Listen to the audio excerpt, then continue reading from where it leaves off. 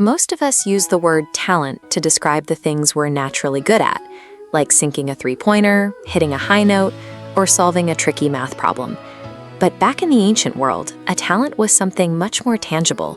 If a talent crashes onto your floor, the whole house shakes. These irregular silver ingots give us a clue about the scale we're talking about.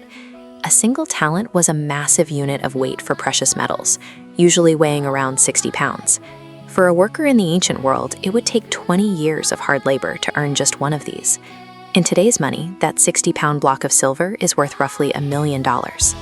When the Bible speaks about God giving someone a talent, it describes him placing $1 million treasure directly into their care. Jesus illustrated this with a story about a wealthy master preparing for a long journey. Before he leaves for his journey, he hands off these massive $1 million treasures to 3 of his servants for safekeeping. The first servant receives 5 heavy talents. He chooses to be bold, trading and working with the money until he successfully doubles the master's investment. The second servant is given 2 talents. He follows the same path, investing his resources into the community until he has 2 more talents to show for it. But the third servant, who receives 1 talent, is overwhelmed by his own fear. He finds a patch of dirt, digs a hole, and buries his $1 million treasure where no one can find it. While the first 2 servants acted with proactive bravery, the third servant allowed his fear to lead to a total standstill. When the master finally returns, he celebrates with the first 2 servants. He calls them good and trustworthy, and invites them to share in his joy. Then the third servant comes forward with an excuse. He explains that he was so afraid of making a mistake or upsetting the master that he hid the talent in the ground to keep it safe. The master is deeply disappointed, explaining that the servant's failure wasn't about a bad investment. It was about his absolute laziness and his total refusal to even try. Real faithfulness means taking the gifts we've been given and putting them to work, rather than letting fear keep our potential buried in the dirt. This story is actually where our modern word for talent comes from. Over the centuries, people began to see their own natural abilities and skills as the treasures God had entrusted to them. Whether it's art, medicine, or a knack for helping people, these gifts are meant to be invested. We grow them by using them to serve others and build God's kingdom. You were born with $1 million gift of your own, and leaving it in a sandbox doesn't do the world any good.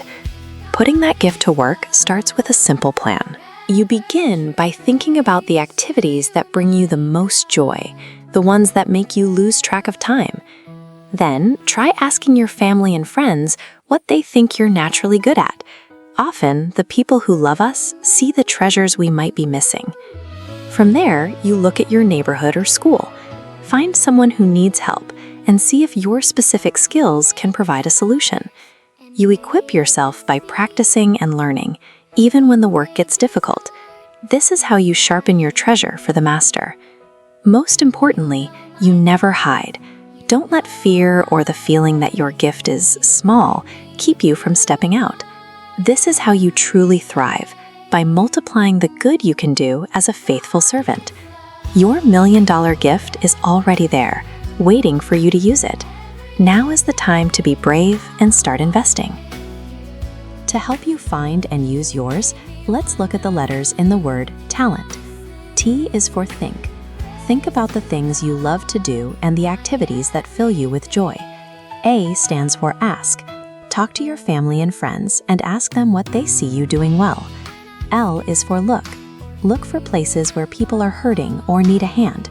Your gift is the perfect tool to help them, like using your talent for singing to cheer up someone who is lonely. Spotting your talent is only the beginning. Just like the helpers in the story, we have to find a way to put our gifts to work. E stands for equip. Think of this as your training time. Like a soccer player practicing their kicks, you need to study and work hard so your gift is ready to help others. N is for never. Never let fear make you hide your gift in the dirt. Dig it up and be brave enough to show it to the world. Finally, T is for thrive. When you use your gift to help, you grow taller and stronger, just like the helpers who succeeded for the master. When each person uses their specific gift to help the person next to them, we build a community that is strong and full of joy. Those small acts of kindness add up to a world where everyone is taken care of. So don't bury the wonderful treasure God gave you. Be brave and use your talent to make the world a better place.